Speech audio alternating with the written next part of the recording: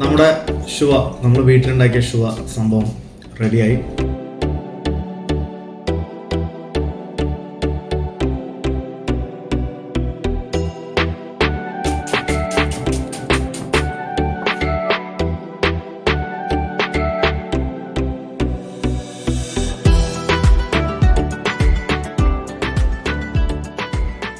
എല്ലാവർക്കും നമസ്കാരം. ഒമാൻ ട്രെക്കൻഡ് കുക്കിന്റെ മറ്റൊരു വ്ലോഗിലേക്ക് എല്ലാവർക്കും സ്വാഗതം.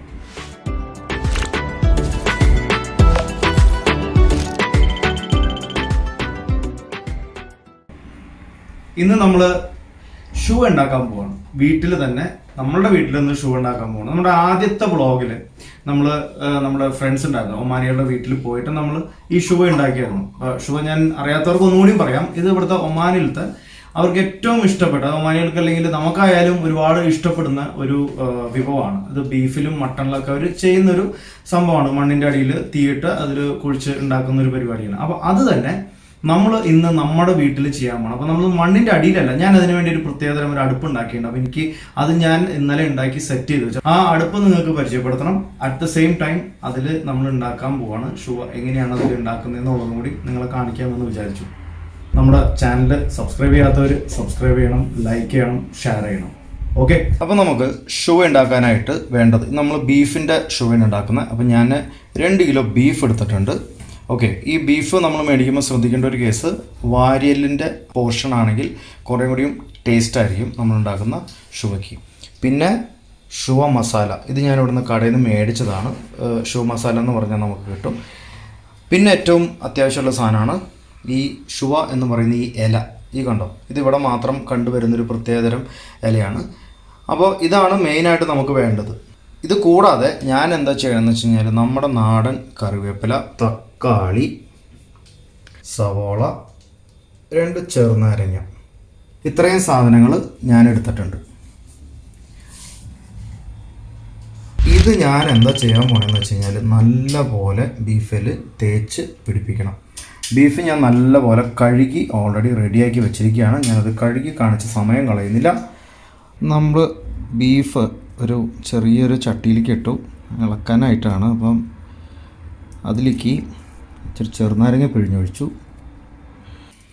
നല്ലപോലെ ഇങ്ങനെ ചെറുനാരങ്ങ, 2 ചെറുനാരങ്ങ ഞാൻ പിഴിഞ്ഞ് വെച്ചിട്ടുണ്ട്. നമ്മുടെ 2 കിലോ ബീഫുണ്ടല്ലോ, അതിലേക്ക് കുറച്ച് കല്ലുപ്പിട്ട് കൊടുക്കാം. ആ മസാലയിൽ ഉപ്പുണ്ടാവും, പക്ഷെ കുറച്ച് കുറവായിരിക്കും. നമ്മുടെ ടേസ്റ്റിന് അത് ഇച്ചിരി കുറവായിരിക്കും. അതുകൊണ്ടാണ് ഞാനൊരു ഇച്ചിരി കൂടിയും ഉപ്പ് ഞാൻ ആഡ് ചെയ്യുകയാണ് അതിലേക്ക്. അത് കഴിഞ്ഞ് നമുക്ക് മസാല തേക്കാം.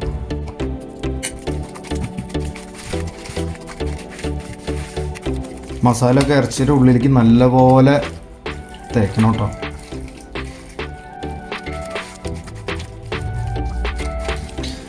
മസാലയുടെ മണം നല്ല അടിപൊളി മണം. അപ്പോൾ നമ്മുടെ ബീഫ്, 2 കിലോ ബീഫ് നല്ല പോലെ ഞാൻ മസാല ഒക്കെ തേച്ചിട്ടുണ്ട്. ഇനി ഇവനെ നമുക്ക് എന്താ ചെയ്യേണ്ടതെന്ന് വെച്ച് കഴിഞ്ഞാൽ, ഒരു അലുമിനിയം ഫോയിലും നമ്മളുടെ വാഴലയും അതിൽ വെച്ച് നമ്മൾ നല്ലപോലെ പൊതിഞ്ഞ് കുറച്ച് സവോളയും തക്കാളി അങ്ങനെ സാധനങ്ങളൊക്കെ ചേർത്ത് നമ്മൾ കിഴി പോലെ കെട്ടിയിട്ട് നമ്മൾ നമ്മുടെ അടുപ്പിൽ വെക്കണം. അപ്പോൾ അടുപ്പിൽ വെക്കുന്നതിന് മുമ്പ് നമ്മൾ അടുപ്പ് ഉണ്ടാക്കിയത് മറ്റു കാര്യങ്ങളൊക്കെ നമുക്ക് കൂട്ടത്തിൽ പരിചയപ്പെടും.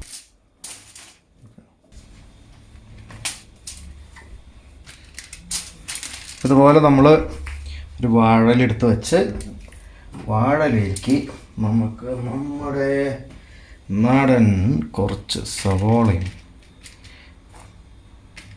തക്കാളി, കുറച്ച് കറിവേപ്പില, പിന്നെ നമ്മുടെ ഷുവ, അതിൻ്റെ മുകളിലേക്ക് നമുക്ക് നമ്മുടെ ബീഫ് വെച്ച് കൊടുക്കാം. വീണ്ടും കുറച്ച് സവോള, 2 തക്കാളി, ഈ പറഞ്ഞ കറിവേപ്പില, പിന്നെ നമ്മുടെ ഷുവ ഇല. ഒരു പ്രത്യേക മണം കേട്ടോ, നല്ല അടിപൊളി മണം ഈ ഇലയുടെ, ഷുവയുടെ. അത് നമ്മളുടെ ഒരില മുകളിലും വെച്ച് നമുക്ക് നല്ലപോലെ ഇനി അങ്ങോട്ട് ഓട്ടുക.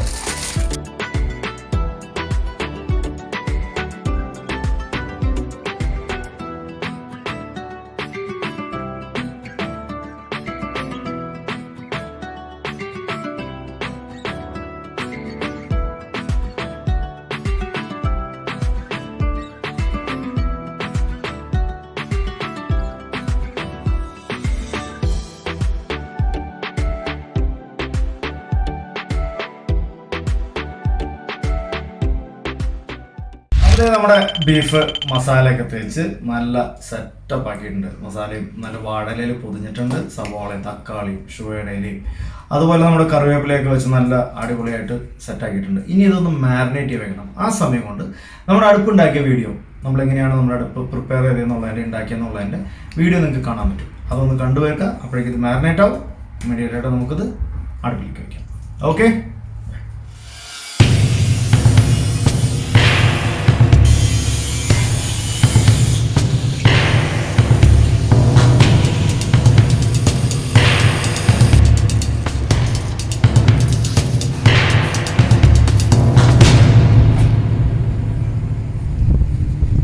അപ്പോൾ ഇതാണ് സംഭവം.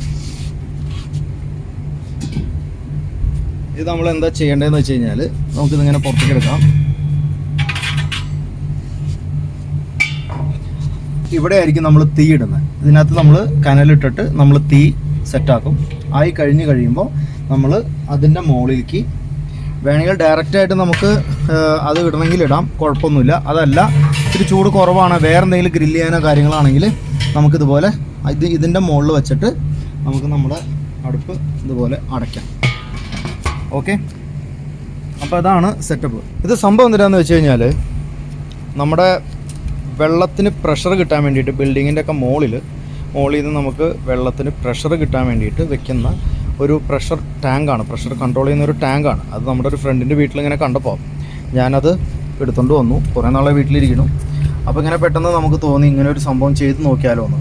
അപ്പോൾ അങ്ങനെ ചെയ്തതാണ്. ഈ അടിയിൽ കാണുന്ന ഒരു ഓട്ടയുണ്ട്, അത് നമുക്ക് തുറക്കാൻ പറ്റും. അത് തുറന്നു കഴിഞ്ഞാൽ നമ്മൾ ഇതിൻ്റെ കരിയും അല്ലെങ്കിൽ ചാരവും കാര്യങ്ങളൊക്കെ നമുക്ക് അതിൽ നിന്ന് താഴെ കളയാം. സോ അങ്ങനെ ഒരു സെറ്റപ്പാണ്. അപ്പോൾ നമ്മളിതിപ്പോൾ ടെറസിൻ്റെ മുകളിൽ സെറ്റ് ചെയ്യാൻ പോവാണ്. അപ്പോൾ നമ്മൾ ആദ്യം ചെയ്യേണ്ടതെന്ന് വെച്ചാൽ ഇതിനുള്ളിൽ നല്ല നമ്മൾ കരി കൊണ്ടുവന്നിട്ടുണ്ട്. കരിയിട്ട് കനലാക്കി എല്ലാം റെഡിയാക്കി കഴിയുമ്പോൾ നമ്മൾ മസാല തേച്ച് വെച്ചിരിക്കുന്ന അല്ലെങ്കിൽ നമ്മൾ കിഴി കെട്ടി വെച്ചിരിക്കുന്ന നമ്മുടെ ഇറച്ചിയും കാര്യങ്ങളൊക്കെ നമ്മൾ ഇതിന് കൊണ്ടുവന്ന് ഇടും. ഇട്ടിട്ട് അടച്ച് കംപ്ലീറ്റ്ലി സീൽ ചെയ്തിട്ട് നമ്മളൊരു 3-4 മണിക്കൂർ കഴിയുമ്പോൾ നമ്മളിത് ഓപ്പൺ ആക്കണം. ഓക്കെ. അപ്പോൾ നമുക്ക് കുക്കായിണ്ടാവും എന്നുള്ളൊരു പ്രതീക്ഷയാണ്. ആദ്യമായിട്ടാണ് ട്രൈ ചെയ്യണം. എന്താവും എങ്ങനെയാവും എന്നറിയില്ല. നിങ്ങളെപ്പോലെ ഞാനും വെയിറ്റ് ചെയ്യാണ് എന്താവും എന്നുള്ളത്. അപ്പോൾ കാത്തിരിക്കാം. മറ്റു പരിപാടിയിലേക്ക് പോകും. ഓക്കെ.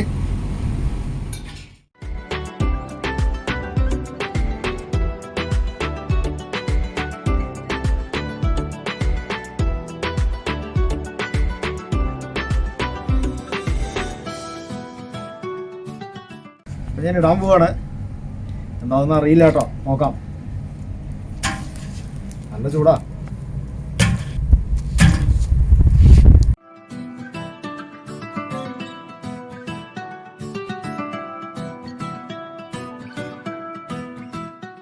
അപ്പോൾ ഞാനൊരു കല്ല് കയറ്റി വെച്ചിട്ടുണ്ട്.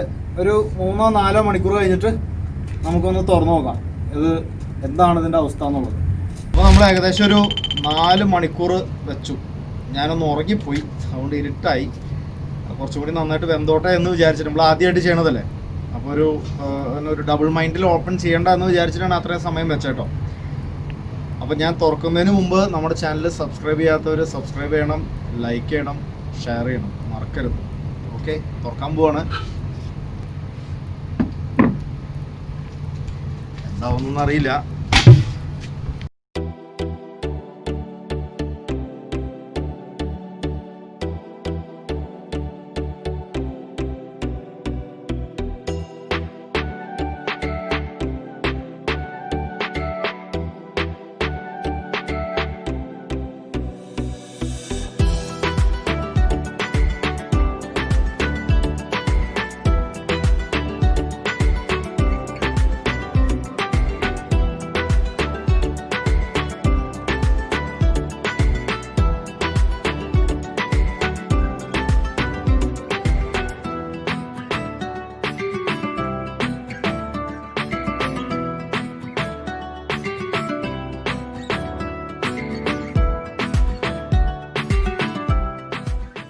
നമ്മുടെ ഷുവ, നമ്മൾ വീട്ടിലുണ്ടാക്കിയ ഷുവ സംഭവം റെഡിയായി.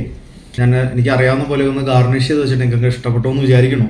ഗാർണിഷ് ചെയ്തത് ഇനി ഇത് കഴിച്ചിട്ട് എങ്ങനെയുണ്ടെന്നുള്ളത് ഞാൻ പറയാം. പക്ഷെ അതിൻ്റെ ഒരു ഭംഗി എന്ന് പറയുന്നത് ഇതിൽ നിന്ന് എല്ല് വിട്ടുവരുമോ ഇല്ലേ എന്ന് എനിക്ക് അറിയണം. വന്നു കഴിഞ്ഞാൽ സംഭവം വിജയിച്ചു, വന്നില്ലെങ്കിൽ സംഭവം പാടും. അപ്പോൾ വിജയിച്ചോ ഇല്ലേ എന്നുള്ളത് നമുക്ക് നോക്കാം.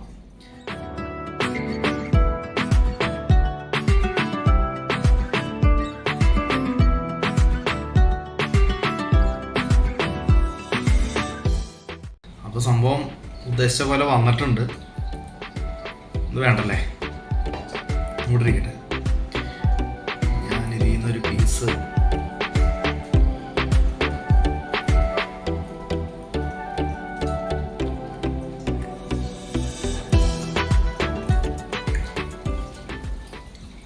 ഒരു മസാല നല്ല കേട് സാധനം കേട്ടോ.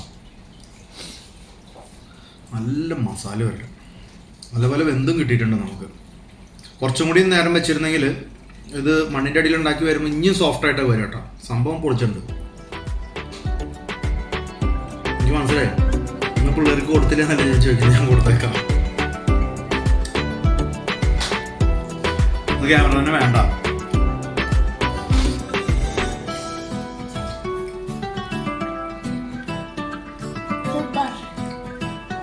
സത്യമാണ് പറയിപ്പിച്ചല്ല.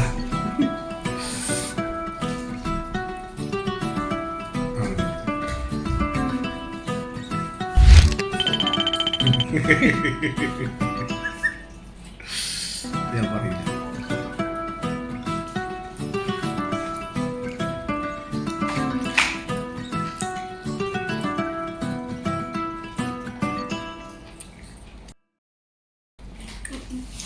അടിപൊളി.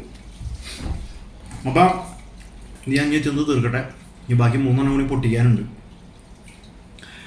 വീണ്ടും ഇതുപോലെ എന്തെങ്കിലും വെറൈറ്റി ആയിട്ട് ഞങ്ങളുടെ മുന്നിലേക്ക് വരുന്നവരെ ഇറ്റ്സ് മീ സൈനിങ് ഓഫ്.